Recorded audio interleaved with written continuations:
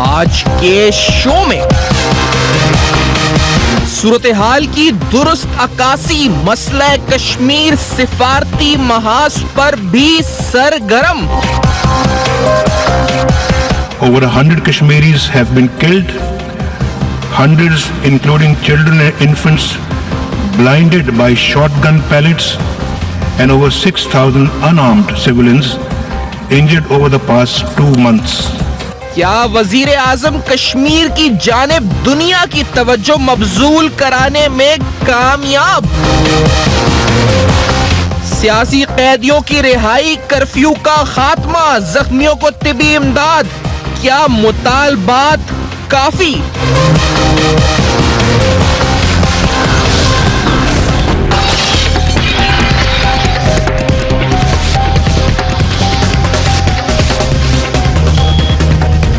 अस्सलाम वालेकुम। पसे पर्दा हकाइक सनसनीखेज इंकशाफात प्रोग्राम बेनकाब, मैं हूं आपके साथ सैफान खान। प्रोग्राम में कल वजीर आजम की तकरीर जनरल असेंबली से, उस तकरीर को जहां पजीराई मिल रही है, उस तकरीर के हवाले से, उसकी इम्प्लीकेशंस, उस तकरीर में कहने वाली बातें और मसले कश्मीर के हवाले से जिस तरीके से इस मसले को जिस तकरीर में उठाया गया, तज्जियाकार क्या लिख रहे हैं, क्या कह रहे हैं, किस तरह का इसका इम्पैक्ट इंडिया की तरफ से आया है, आज प्रोग्राम में बेनकाब करेंगे। भारत ने जो मजालिम किए कश्मीर में, इन पर भी इस प्रोग्राम के अंदर गुफ्तगू होगी। समय पहले तकरीर का वो हिस्सा जिस हिस्से में वजीर आजम कश्मीर का तस्करा, और कश्मीर का तस्करा तकरीबन 60 से 70% हिस्से में हुआ है, लेकिन जो मेन पॉइंट्स उन्होंने रेस किए इस तकरीर में, let's hear that first.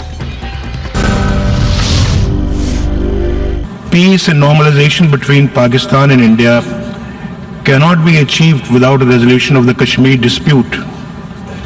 This is an objective evaluation, not a partisan position. Our predictions have now been confirmed by events.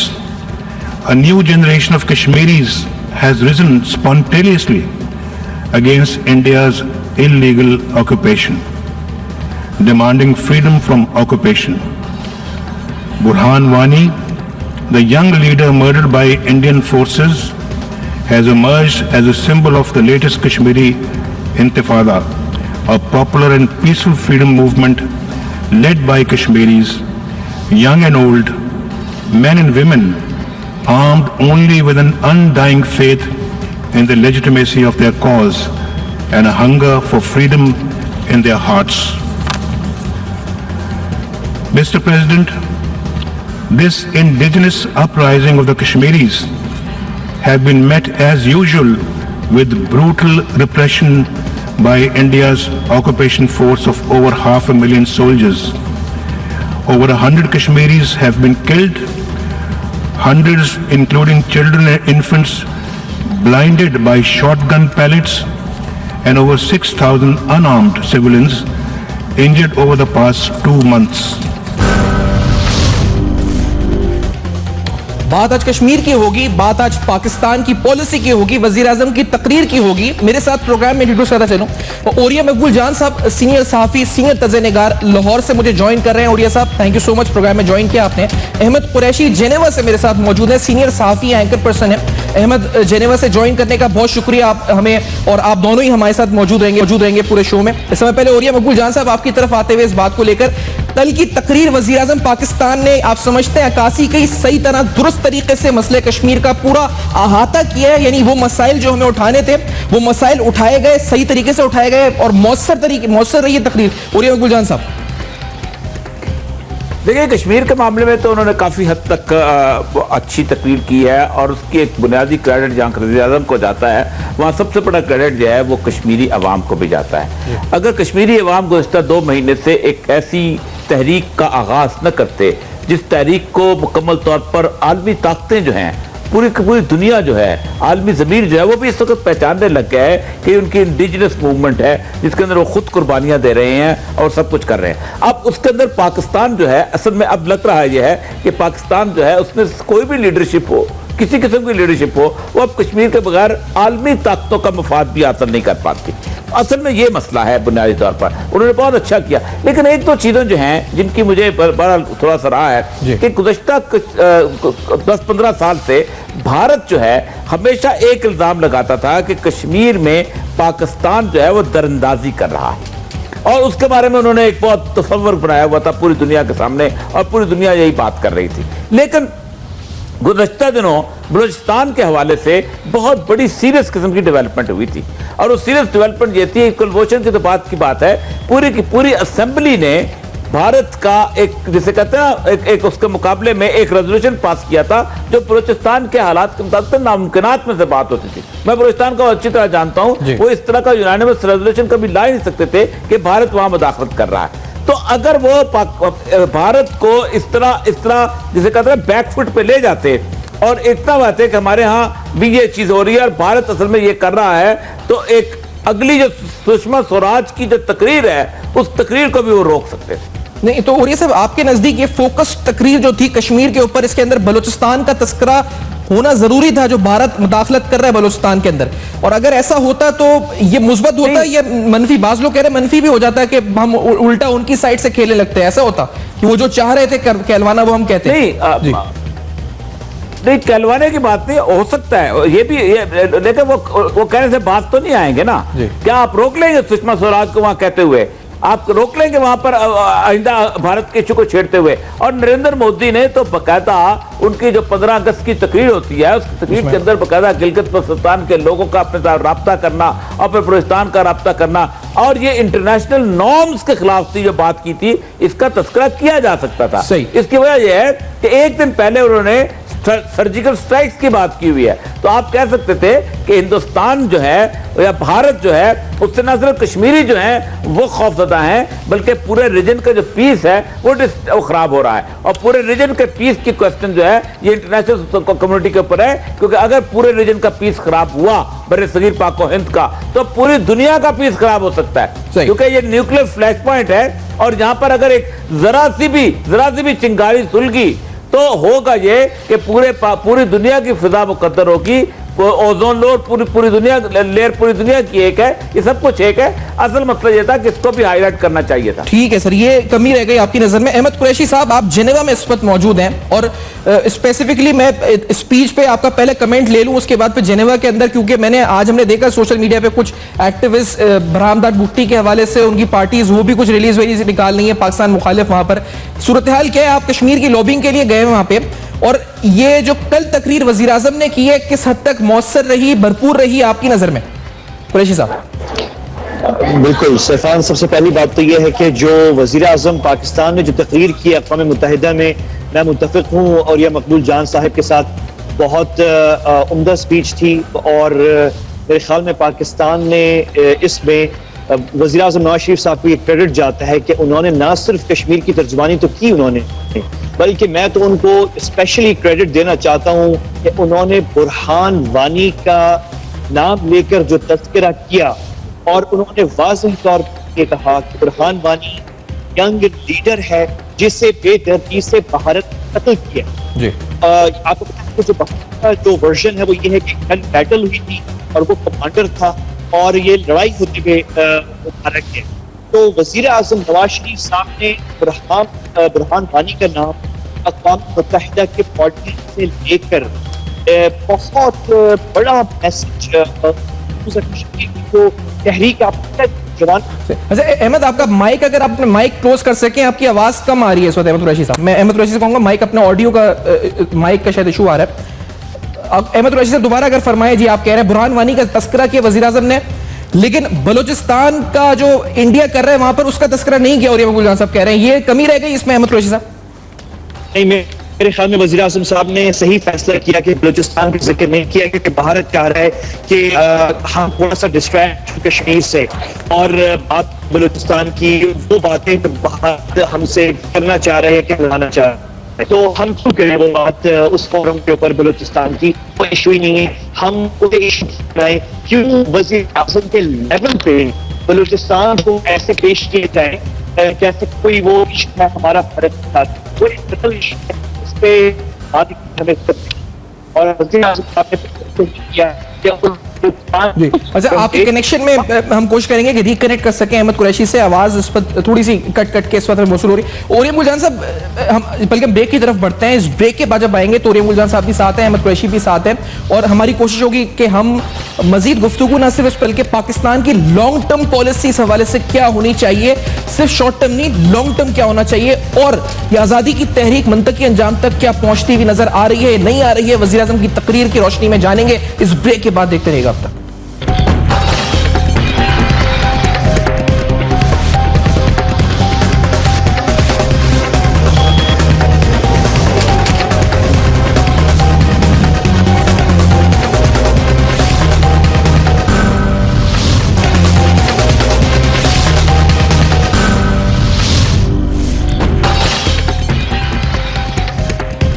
Welcome back. आप देख रहे हैं बेनकाब। वजीर आजम की तकरीर में क्या था और क्या नहीं था, ये आज के प्रोग्राम में डिस्कस कर रहे हैं, और बिलखुसूस मसले कश्मीर के हवाले से, उसकी लॉन्ग टर्म सोल्यूशन के हवाले से, भारत के आने वाले जवाब के बाद सूरत हाल किस तरफ बढ़ रही है। प्रोग्राम में गुफ्तगू करने के लिए ओरियम गुलजान साहब मेरे साथ मौजूद हैं। लाहौर से मिशाल मलिक मुझे ज्वाइन कर चुकी हैं। इस्लामाबाद स्टूडियोज में हमारे कश्मीरी रहनुमा हैं, और अहमद कुरैशी जेनेवा से मेरे साथ मौजूद हैं। मैं मिशाल आपकी तरफ पहले आते हुए, आपका ताल्लुक यासीन मलिक साहब और इसके अलावा कश्मीर के हवाले से वजीर आजम की तकरीर में कल जो तस्करा बिलखुसूस हुआ उस पर रिएक्शन क्या है आप सबका, और क्या मुतमईन है सही तरीके से केस लड़ा गया कश्मीर का, या इसमें कोई कमी पेशी रह गई है?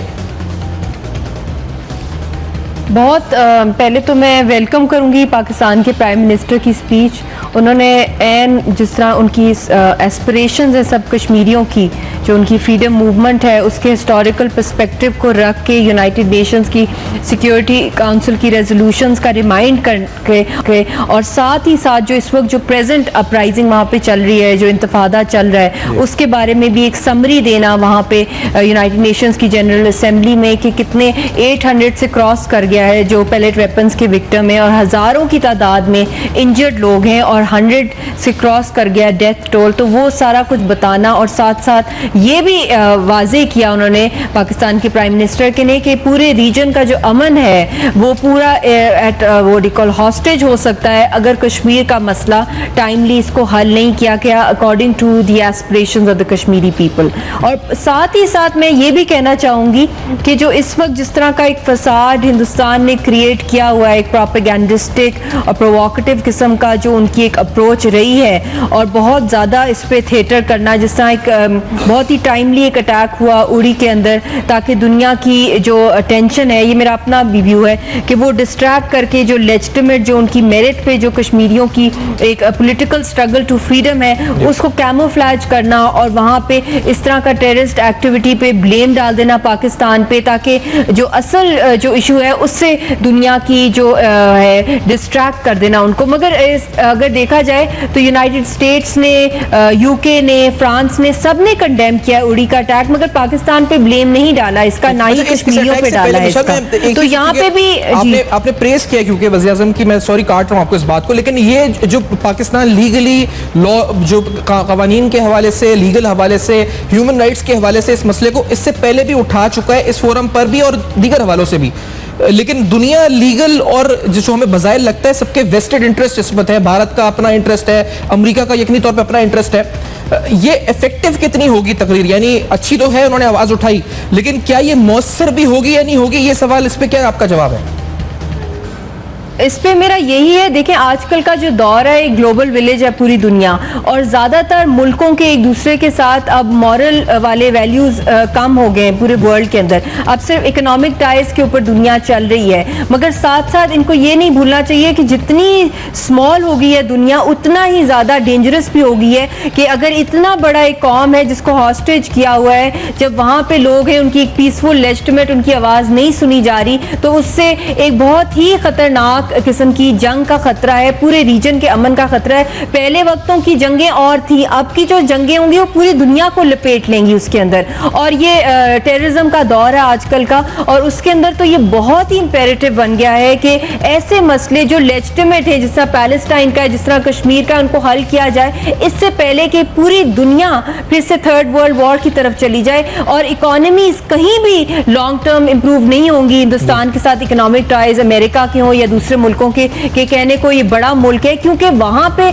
जो अनरेस्ट चल रहा है, वहाँ पे जो इंटॉलरेंस की वेव चल रही है, वहाँ पे जिस तरह माइनॉरिटीज के साथ सलूक किया जाता है, फोर्स्ड कन्वर्जन कराई जा रही है, फिर उसके बाद वहाँ दलित की मूवमेंट चल गई है, आरएसएस और शिवसेना जैसी को स्टेट पैट्रनेज मिल रही है कि वो मिलिटेंसी वहाँ पे ब्रीड करें और माइनॉरिटीज को खत्म करें, वाइप आउट करें। फिर ऑलरेडी वहाँ पे तमिल नक्सलाइट्स, तो इसलिए ये कोई इतनी कोई ब्यूटीफुल पिक्चर नहीं है दुनिया के लिए वहाँ पे इन्वेस्ट करने के लिए in the long term. Short term में गेन्स मिल सकते हैं but definitely no gains in the long term. और फिर जो इनका एक वॉर फ्रेंजी चल रहा है आजकल, जो वॉर पे इतना ज्यादा और पाकिस्तान का जो हेट्रेड इनके अंदर इतना बढ़ गया है, और कश्मीरियों को तो ये कुछ समझते ही नहीं है, तो ये खुद आइसोलेट हो रहे हैं। अगर देखा जाए आपकी तरफ इस वक्त जो ये ड्रामा जी बिल्कुल। और ये सब आपकी नजर में जो वॉर फ्रेंजी है, बिलखुसूस सर मैं हर दूसरे दिन हम सोशल मीडिया के ऊपर एक जंगी जुनून, भारतीय ट्विटर अकाउंट्स हो, सोशल मीडिया अकाउंट्स हो, भारतीय रहनुमा हो, भारतीय मीडिया हो, और ये सब ये बातों की हद तक है या फिर ये वाकई में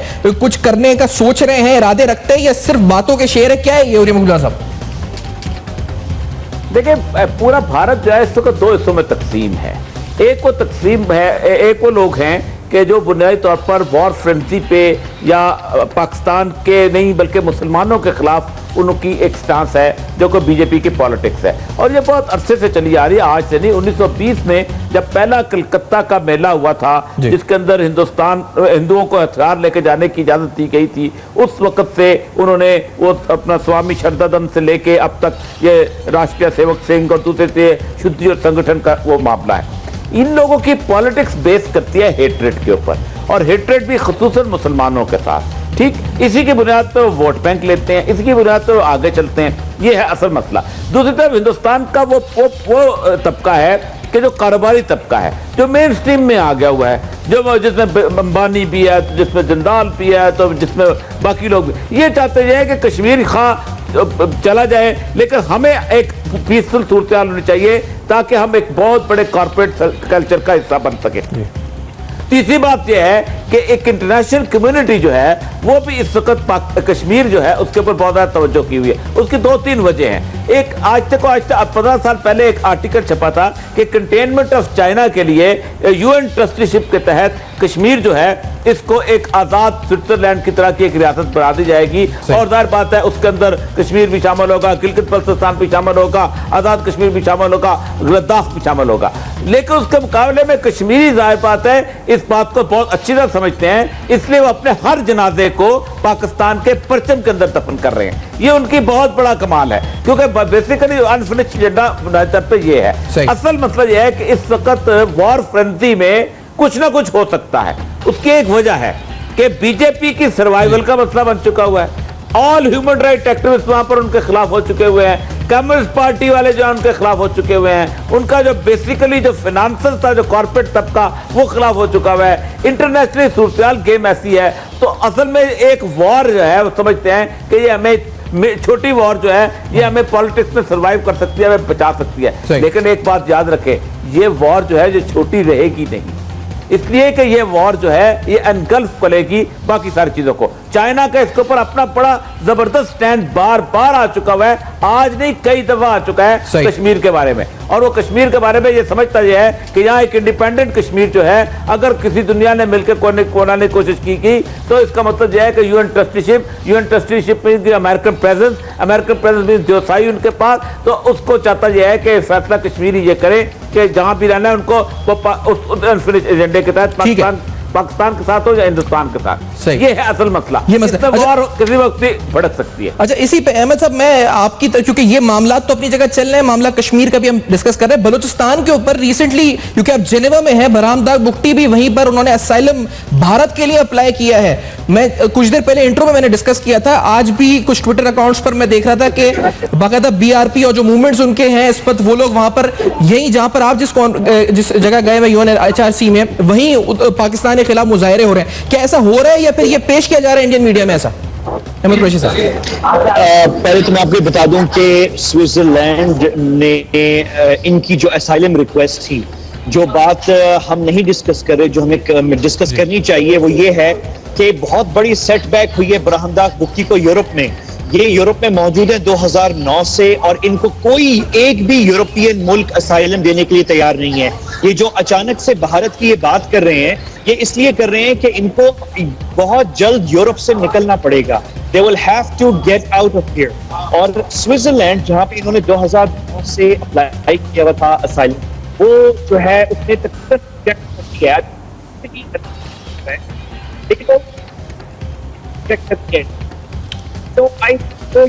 ठीक है, आपकी लाइन फिर डिस्कनेक्ट हुई है। मैं अहमद से आपका जवाब अहमद आपसे लूंगा इस ब्रेक के बाद। लाइन डिस्कनेक्ट आपका राब्ता, लेकिन जिनेवा के अंदर है तो वहां पर बरामदा भुट्टी के हवाले से 9 साल एग्जाइल खत्म करके इंडिया में असाइलम की एप्लीकेशन उनकी तरफ से हुई है। इस पर बात जरूर होगी ओरिया साहब से भी, विशाल से भी, कश्मीर के हालात पर। आफ्टर दिस ब्रेक देखते रहेगा बेनकाब।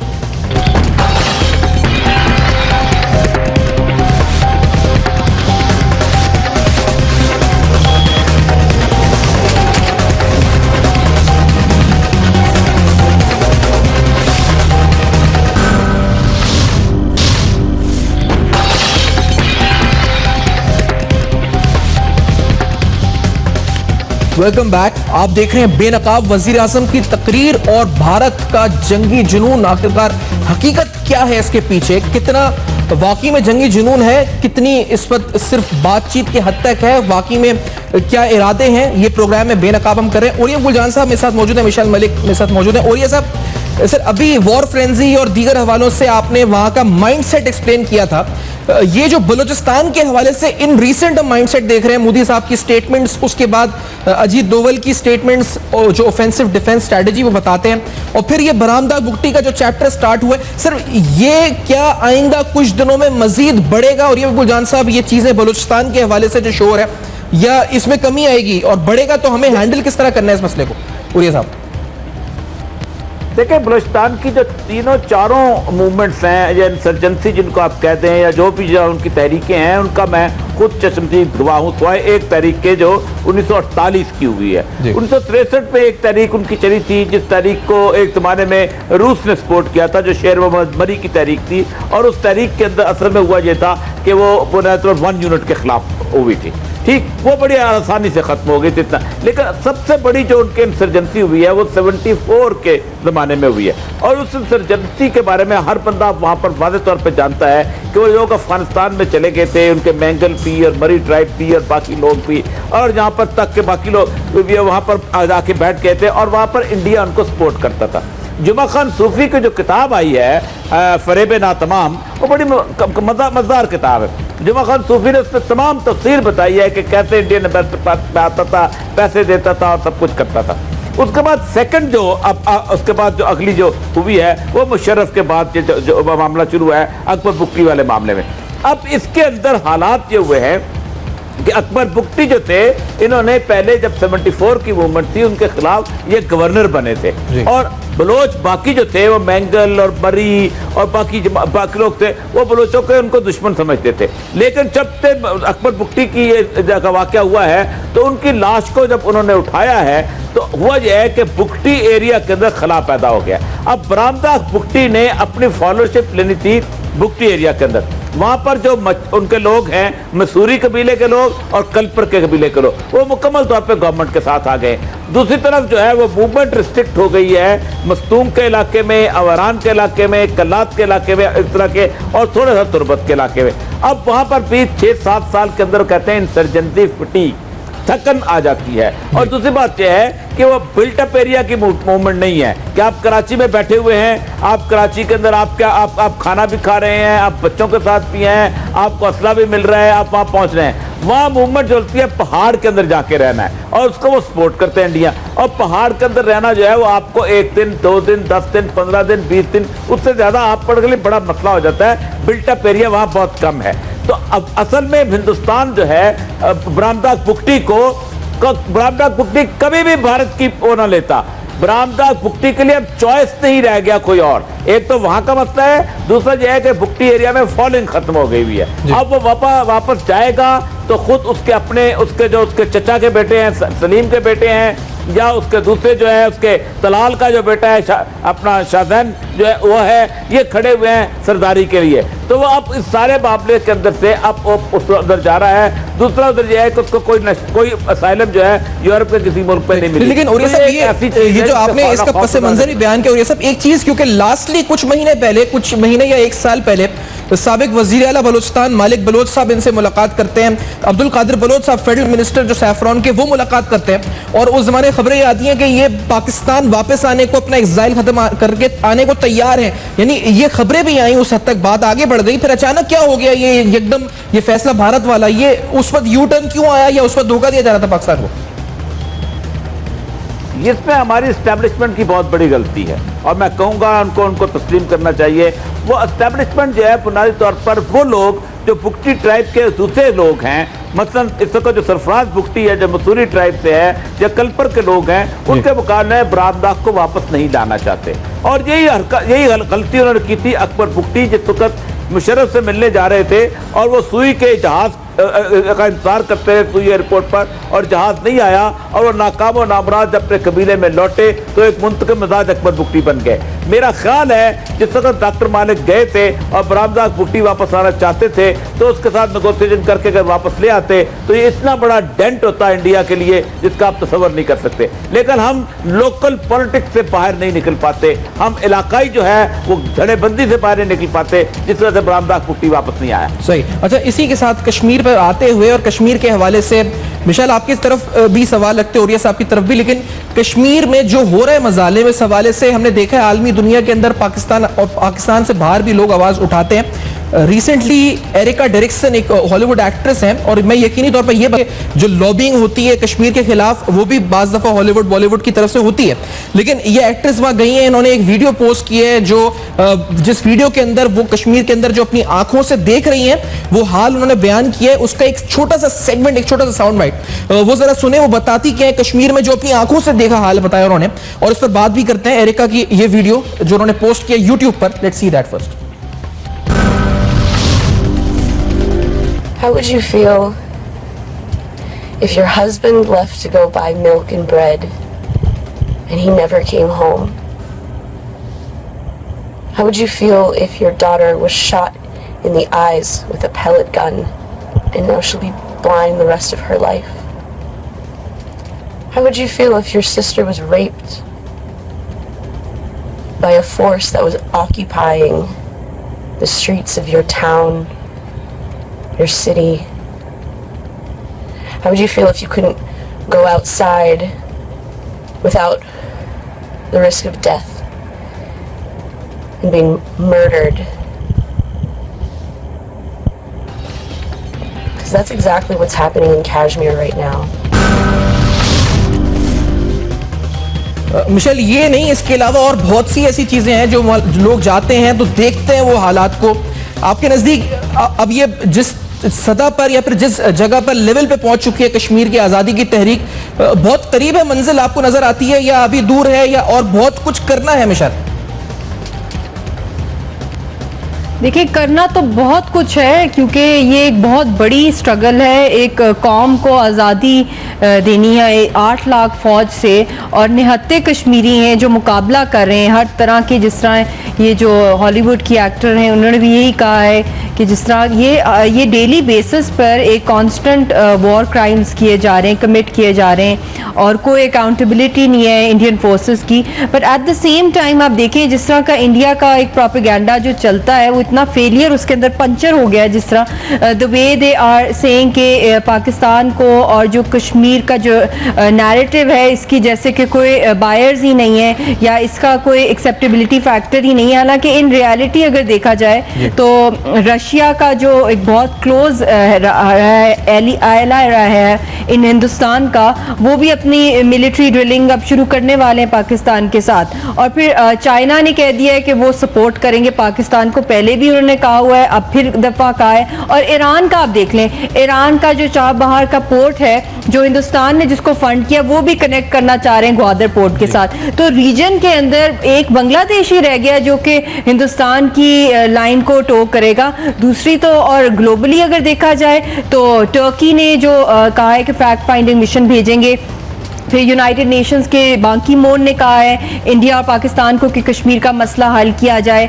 फिर उसके बाद जिस तरह इटली ने स्ट्रांगली कंडेम किया है जो पैलेट वेपन्स यूज किए जा रहे हैं। फिर New Zealand, Norway, the word is spreading around, international press, think tanks में भी इंडिजिनस मूवमेंट की बातें हो रही हैं। तो ये इनका फेलियर है, इनकी फ्रस्ट्रेशन है कि कश्मीरी इतनी बहादुर कौम है कि उनको चाहे 100 साल लगे, 10 साल लगे आज़ादी में, उन्होंने हार नहीं माननी है। और पढ़ा लिखा यूथ जो है अब सामने आ गया है। ये हॉलीवुड एक्टर से कहीं ज्यादा गुड लुकिंग और बहादुर, और ये असल के हीरोज है, बुरहान वानी हो या वहाँ की लड़कियां हो या यूथ हो, बच्चे हो, जिस तरह वो बहादुरी से बाहर निकल के अपनी कौम का दिफा कर रहे हैं। उनके हाथ में कुछ भी नहीं है। And every stone that they hate at these Indian occupation forces is a political expression to challenge the Indian state authorities at every moment they are doing it.